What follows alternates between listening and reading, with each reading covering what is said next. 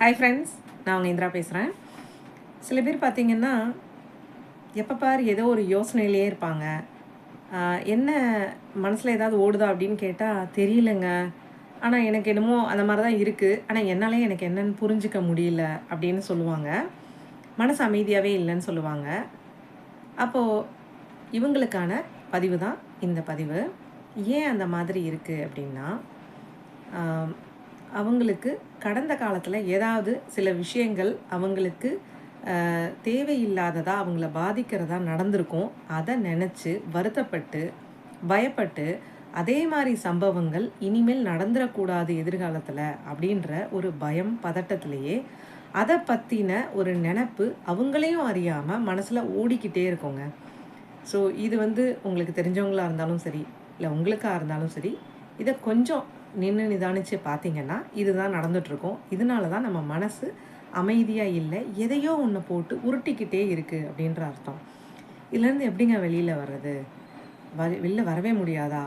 ஏன்னா நிறைய பேர் என்ன யோசிப்பாங்கன்னா, எனக்கு அந்த ப்ராப்ளம் இருந்தது, அந்த சொல்யூஷன் கொடுத்தேன், இப்போ எனக்கு இந்த ப்ராப்ளம்ஸ்லாம் இருக்குது, இதுக்கெல்லாம் நான் சொல்யூஷன் கண்டுபிடிக்கணும் அப்படின்னு யோசனையிலேயே இருப்பாங்க. பழைய பிரச்சனையை ரெஃபர் பண்ணி அதோட சொல்யூஷனை ரெஃபர் பண்ணி நம்ம கூட இருந்தவங்க அவங்கெல்லாம் என்ன பண்ணாங்க அதெல்லாம் ரெஃபர் பண்ணி இப்போ என்ன பண்ணலாம். ஸோ இந்த யோசனையில் இப்போ நிகழ்காலம்னு ஒன்று போய்கிட்டு இருக்கு, அதை மறந்துடுறாங்க. ஆக மொத்தம் இந்த நிகழ்காலமும் அவங்களுக்கு இறந்த காலமாக போகிறப்ப, அதாவது கடந்த காலமாக போகிறப்போ அதில் ஒன்றுமே பண்ணியிருக்க மாட்டாங்க, யோசனையிலேயே போயிருக்கும். அப்போ என்னென்னா அவங்களோட வாழ்க்கையை அவங்க வாழவே இல்லை அப்படின்ற ஒரு மிகப்பெரிய உண்மையை அவங்க அதை புரிஞ்சிக்கவே இல்லை. ரொம்ப லேட்டாக தான் அது புரியும். ரொம்ப நேரம், ரொம்ப நாள், ரொம்ப காலம் வேஸ்ட் பண்ணிட்டோமோ அப்படின்றது தோணும்.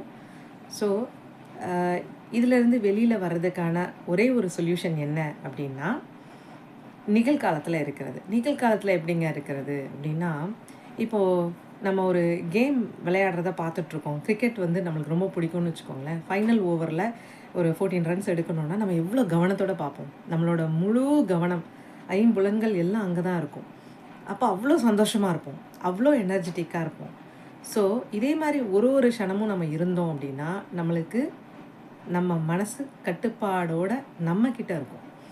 ஸோ நம்ம சந்தோஷத்தோடு இருக்கோம். நம்ம சந்தோஷத்தில் நம்ம என்ன நினச்சாலுமே அதை இருக்கிற சக்தியை பிரபஞ்சம் நம்மளுக்கு கொடுத்துக்கிட்டே இருக்கும். இதுதான் சீக்ரெட்டு. இயற்கையின் ரகசியமே என்ன அப்படின்னா, நீங்கள் நிகழ்ச்சணத்தில் இருந்துட்டு என்ன கேட்டாலும் உங்களுக்கு கிடைக்கும். ஆனால் எந்த வித டவுட்டும் இல்லாமல் கேட்கணும். ட்ரை பண்ணி பார்த்துட்டு உங்களோட கமெண்ட்ஸ் என்ன அப்படின்றத பதிவு பண்ணுங்கள்.